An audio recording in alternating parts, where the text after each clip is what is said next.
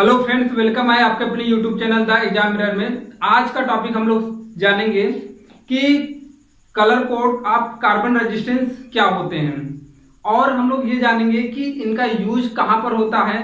अच्छा, ये carbon colour code जो होते हैं, जो रेजिस्टेंस होते हैं, इसको हम लोग मेजर कर सकते हैं कि नहीं कर सकते हैं। अच्छा, देख कर बता सकते हैं कि नहीं बता सकते हैं। ये कमर्शियली जब मार्केट में हमें अवेलेबल होते हैं तो क्या हम जब मार्केट में जाते हैं किसी शॉप पर रेजिस्टेंस जब किसी शॉप पर जाते हैं रजिस्टर खरीदने, मतलब प्रतिरोध खरीदने, तो क्या हमको देखकर हम बता सकते हैं कि हमको इतने ही रेजिस्टेंस का चाहिए?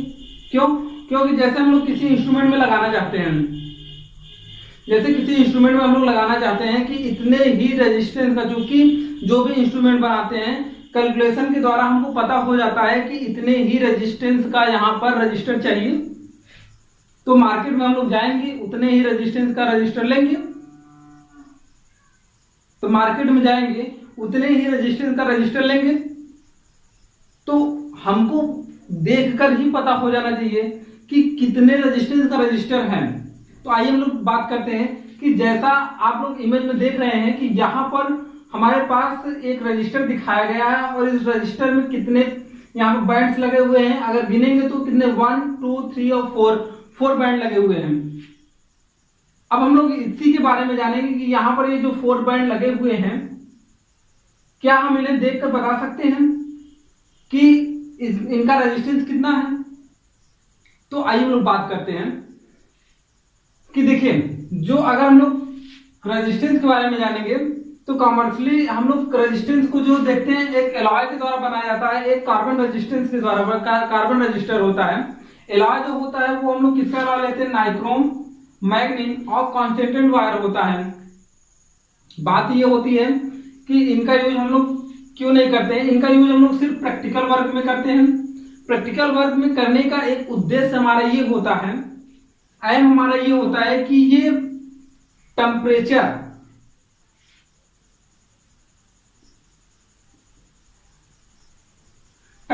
के अगेंस्ट में होते हैं, मतलब टेम्परेचर बढ़ता नहीं है। ठीक है, इनका टेम्परेचर बढ़ता नहीं है। लेकिन अगर हम लोग हाई रेजिस्टिविटी चाहते हैं, क्या चाहते हैं?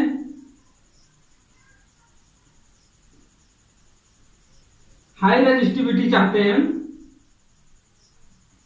हाई रेजिस्टिविटी चाहते हैं तो हमको वायर कितना लेना पड़ेगा? बहुत लंबा लेना पड़ेगा, जो प्रैक्टिकल की दृष्टि से इंपॉर्टेंट नहीं है। या हम लोग किसी इंस्ट्रूमेंट में लगाना चाहते हैं और वहां पर हमको रेजिस्टेंस क्या चाहिए? बहुत हाई चाहिए, तो इनकी लंबाई बहुत ज्यादा बढ़ानी पड़ेगी। किसकी? नाइक्रोम, मैग्नीन और कॉन्सेंट्रेटेड वायर की। इसलिए सिर्फ हम लोग क्या करते हैं? इनका प्रैक्टिकल में यूज करते हैं।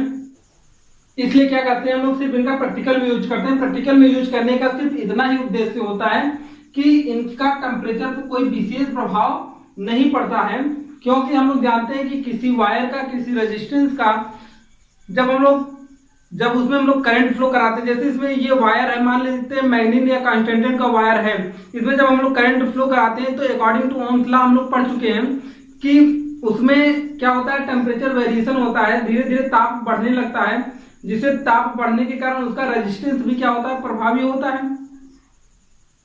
जब रेजिस्टेंस प्रभावी होगा तो जो हम लोग प्रैक्टिकली वैल्यू निकाल रहे हैं उसमें बहुत ज्यादा डिफरेंस आ जाएगा। इसलिए यहाँ पर हम लोग क्या प्रेफर करते हैं? एलॉय प्रेफर करते हैं, नाइक्रोम, मैग्नीन और कॉन्स्टेंटेड का एलॉय प्रेफर करते हैं। बट इलेक्ट्रॉनिक इंस्ट्रूमेंट में हम लोग क्या करेंगे? लंबे लंबे वायर तो लगा नहीं सकते, इसलिए वहां पर हम लोग क्या करते हैं? कार्बन रजिस्टर का यूज करते हैं। किसका यूज करते हैं? कार्बन रजिस्टर का यूज करते हैं। अब हम लोग जानेंगे कि कोई कार्बन रजिस्टर है, तो आइए हम लोग बात करते हैं। जैसे देखिए, यहां पर सपोज करिए ये कार्बन रजिस्टर है, यहां पर कितनी पट्टियां बनाई गई हैं?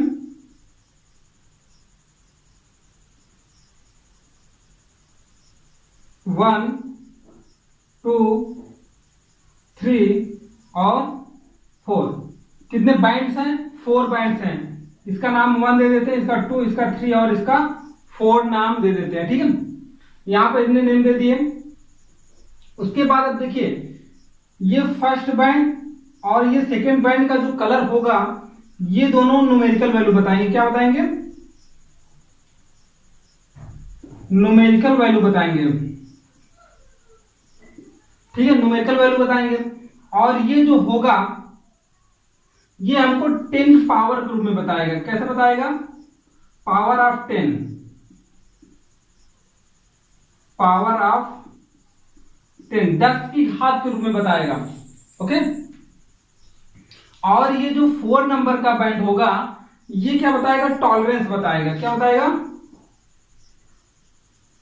टॉलरेंस मतलब सहनशीलता बताएगा। और ये सहनशीलता किसमें बताता है?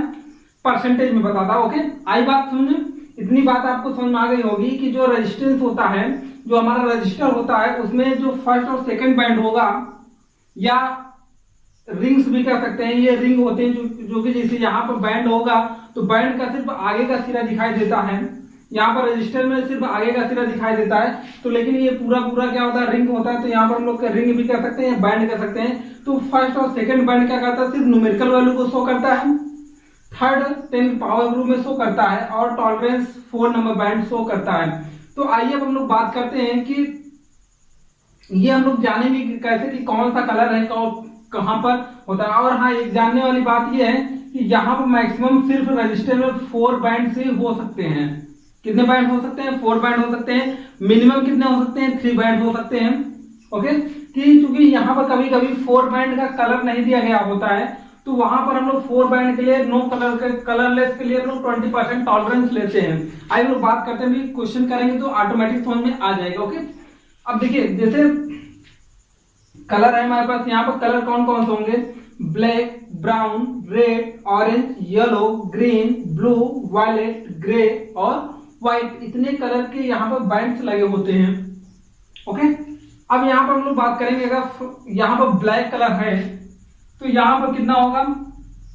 0 लिया जाएगा। 1 2 3 4 5 6 7 8 और 9। ओके, याद करना भी आसान होगा, भी मैं इसका ट्रिक भी बता दूंगा तो आपको बहुत ही आसान लगने लगेगा। अब देखिए फर्स्ट और सेकंड बैंड के लिए तो हो गया। अब हम लोग बात करेंगे थर्ड बैंड के लिए। थर्ड बैंड के लिए 10 के पावर ग्रुप में 10 पावर कितना? 0, 10 पावर कितना? 1, 10 पावर कितना? 2। जैसे जैसे ये नंबर बड़े हैं उसी प्रकार से ये number 10 power 3, 10 power 4, 10 power 6, 10 power 5, 10 power 6, 10 power 7, 10 power 8 और 10 पावर कितना हो जाएगा? 9 हो जाएगा। ओके, हमें फर्स्ट बैंड और सेकंड बैंड के लिए पता हो गया, थर्ड बैंड के लिए पता हो गया। फोर्थ बैंड के लिए हम लोग देखेंगे, जो गोल्ड, अगर जो फोर्थ बैंड होगा अगर गोल्ड की बैंड होगी तो क्या होगा? ±5% टॉलरेंस लेंगे, मतलब ज्यादा भी हो सकता है, कम भी हो सकता है। सिल्वर जो होगा, अगर सिल्वर की बैंड होगी तो ±10% लेंगे, और कलरलेस होगा तो ±20% लेंगे। ओके, अब यहाँ पर बात आती है कि इतना कलर हम लोग याद कैसे करेंगे? तो याद करने के लिए बहुत ही सिंपल ट्रिक है। अब देखिए इसके फर्स्ट स्टेप को पकड़िए, B R O Y G, blue V, यहाँ पर ग्रीन में ग्रे में जी पकड़िए और व्हाइट में डब्ल्यू। तो यहाँ पर अब देखिए ट्रिक बहुत ही आसान है, हम लोग देखेंगे ट्रिक क्या है। अब देखिए B Roy, ROY, BB Roy. अब बगल में यहां पर लिख लेते हैं BB रॉय, BB रॉय। अब देखिए G से great, GRAT great, BB Roy great boy. V से हो जाएगा वेरी गुड, W से वाइफ। तो हमारा ट्रिक क्या बना? BB Roy great boy very good wife. इस प्रकार से अब देखिए ये हमें कलर का क्रम ऑर्डर जो है याद हो गया। तो अब हम लोग ये नंबर ही तो हैं, नंबर याद हो जाएंगे, पावर याद हो जाएंगी, सारी चीजें याद हो गई। ओके, अब हम लोग बात करते हैं, आई होप आपको इतना टॉपिक समझ में आया होगा कि कमर्शियल रूप में हमारे पास एलॉय के भी हो सकते हैं, कार्बन रजिस्टर भी हो सकता है। एलॉय में हम लोग इसलिए यूज करते हैं जब प्रैक्टिकल कर रहे होते हैं, तो प्रैक्टिकल हम लोग क्या करते हैं? नाइक्रोमैग्नीन और कॉन्स्टेंटेड वायर यूज करते हैं। कार्बन रजिस्टर जो होता है मार्केट में अवेलेबल होता है हमारे। तो यहाँ पर मार्केट में अगर हम लोग जाते हैं तो अगर हमको कितने ओम का चाहिए रेजिस्टेंस, तो इसके आधार पर हम लोग क्या करेंगे, यहाँ पर बैंड्स देख लेंगे, बैंड्स के अकॉर्डिंग हम लोग यहाँ पर पता कर लेंगे। आइए हम लोग बात करते हैं कि अगर क्वेश्चन जैसे हमको दे दिया जाए तो कैसे होगा। देखिए एक हमारे पास रजिस्टर है, यह रजिस्टर है और इस रजिस्टर में यहाँ पर first band, second band, third band and fourth band, ठीक है। यह कह रहा है कि हमारे पास ब्राउन है, क्या है, ब्राउन है, ओके। और यहां पर कह रहा है ये क्या है, उसके बाद कह रहा है येलो है,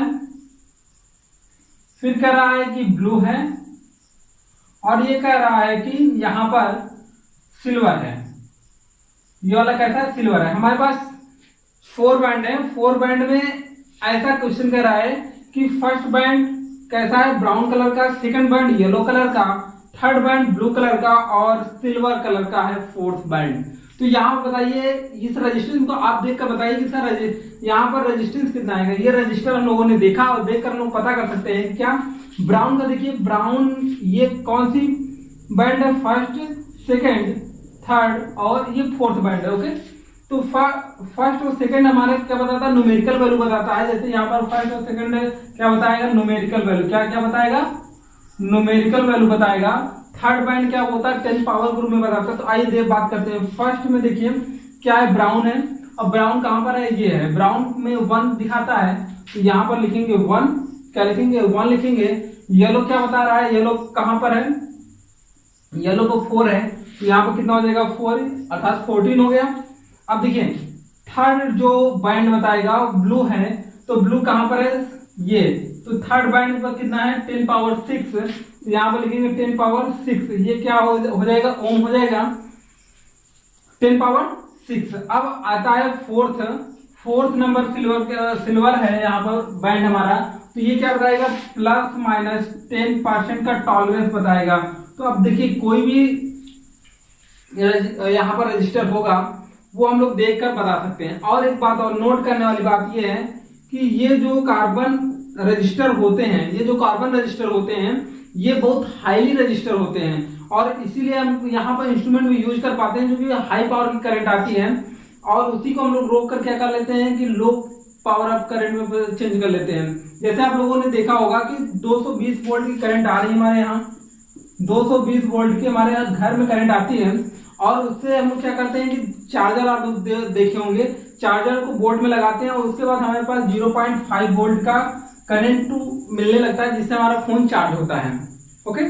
तो कौन रोकता है, कैपेसिटर हुए, एब्जॉर्ब करता है, कैपेसिटर हम लोग पढ़ चुके हैं, कैपेसिटर के बारे में सारी चीजें, कैपेसिटर हुआ, रजिस्टर हुआ, ये सब क्या करते हैं कि करंट जो जितनी फ्लोडिटी से आ रही है उसको क्या करते हैं, रोक देते हैं, जिससे करंट हमको क्या मिलने लगता है, जिससे पोटेंशियल इसका जो विभव होता है वो कम मिलने लगता है। तो यही सब सारी चीजें हैं, और इसमें बहुत सारे न्यूमेरिकल दिए गए हैं बुक में। आई होप आप लोग एक ऐसे ही न्यूमेरिकल है, अगर कभी कभी इसी न्यूमेरिकल में आपसे कह दिया जाए ये कलरलेस है, ये क्या है, तीसरी पट्टी दी ही नहीं गई, चौथी पट्टी दी ही नहीं गई है, तो आप बताइए, तो आप यहाँ पर इसको क्या कर देंगे, इरेज कर देंगे। यहाँ पर चौथी पट्टी देने का मतलब ये है कि कलरलेस है, और कलरलेस के लिए यहाँ पर क्या हो जाएगा, 20% हो जाएगा, क्या हो जाएगा, प्लस माइनस 20% हो जाएगा, ठीक है। अगर आपको चौथी पट्टी या बैंड ना दिया गया हो तो वहां पर आप क्या मानेंगे, कलरलेस मानेंगे, और वो क्या हो जाएगा, 20% हो जाएगा। ये नहीं कि हम लोग 3 मानकर छोड़ दें, ऐसा नहीं, वहां पर आपको लेना पड़ेगा, क्योंकि 4 बैंड ही होता है, दिया गया दिखाइए वो 3 बैंड ही देता है।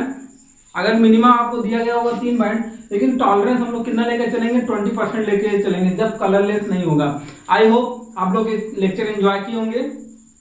इसमें बहुत सारे न्यूमेरिकल हैं, आप लोग न्यूमेरिकल को सॉल्व करिए। नहीं आता तो आप लोग क्या करेंगे, कमेंट में उस न्यूमेरिकल के नंबर को विथ राइटर, किस राइटर की बुक है उस राइटर की बुक आप लोग डाल देंगे, तो आपको वह न्यूमेरिकल के सोल्यूशन मिल जाएंगे, ओके। वो हमारा तरीका है कि हम लोग आपको वह न्यूमेरिकल किस मीडियम से प्रोवाइड करते हैं। अगर लंबा न्यूमेरिकल होगा तो उसके लिए आपको वीडियो प्रोवाइड करेंगे, और सीधा हमसे जुड़ने के लिए आप हमारे channel the exam mirror Telegram से जुड़ सकते हैं। वहां पर आपको जो यहाँ पर सीधी चीजें पढ़ाई गई हैं, सारी चीजें जो पढ़ाई गई हैं वो पूरा का पूरा आपको पीडीएफ में मिल जाता है। तो आपकी इच्छा और नोट्स बनाइए। अगर नोट्स बनाने की इच्छा नहीं है तो वहां पर आप पीडीएफ लेकर फोटो स्टेट करा सकते हैं, जिससे आपका नोट्स कंप्लीट हो जाएगा। तो आज हम लोग यहीं पर समाप्त करते हैं कि आई होप आपको ये लेक्चर पसंद आया होगा। मैं आशा करता हूं कि अगर ये लेक्चर आपको पसंद आया है तो अपने सभी दोस्तों में शेयर कर दीजिए, जिससे उनको भी इस लेक्चर का फायदा हो सके। तो अगले टॉपिक में हम लोग मिलेंगे, वहां पर हम लोग पढ़ेंगे सेल के बारे में, इलेक्ट्रिक सेल के बारे में क्या होता है, और उसी के आगे हम लोग पढ़ेंगे किरचॉफ लॉ क्या होता है। तो चलिए आगे हम लोग मिलते हैं। आज तक के लिए सिर्फ इतना है।